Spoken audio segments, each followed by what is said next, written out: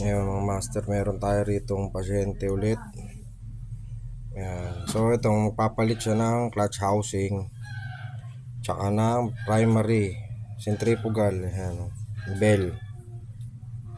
Ito sliding. Ngayon kapag ka nagpalit ka kasi ng lining, kahit anong palit mo ng lining ilang beses, sliding yan kapag ito ang may tama. Ayan, napakalalim na po niyan kung mapansin nyo.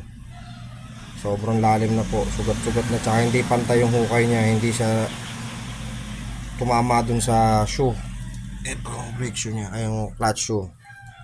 Ayan. So medyo masama po ang tama ng clutch shoe niya. At mas masama ang tama ng centrifugal bell niya. Ayan, hukay na hukay po. So tip lang, kapag magpapalit kayo ng lining, ito wave dash po ito. So mga kapareho niya na meron na ganito is wave 100, XRM 110, wave 125. Do-double check nyo rin to. Napaka-importanting masilip nyo po ito. Kasi baka mamaya magulat kayo, nagpalit na kayo ng bagong lining, sliding pa din. Pwera dun sa pag-a-adjust dun sa sa side cover. May adjuster kasi yun. Pag namali rin ang adjust doon, pwede mag-slide. Pero kung yun hindi nagagalaw, simulat sa pull at sliding pa din, kahit na nagpalit kayo ng lining ng secondary, check nyo to. Sigurado ito may tama sa inyo. Ayan, napakalalim na po niyan. Pag sobrang lalim na niyan, ibig sabihin, ang release niyan, bukang-buka na po ang spring ng shoe.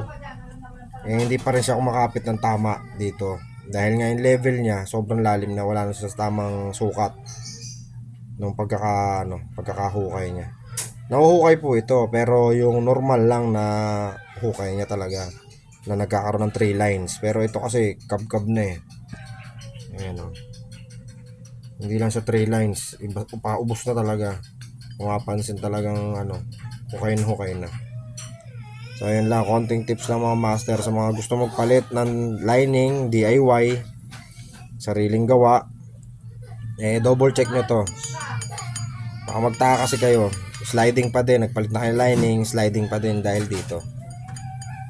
Okay mga master, sa mga hindi pa nakakapag-subscribe, follow Buhay Mekaniko TV, Don Works Motovlog. Maraming salamat mga master.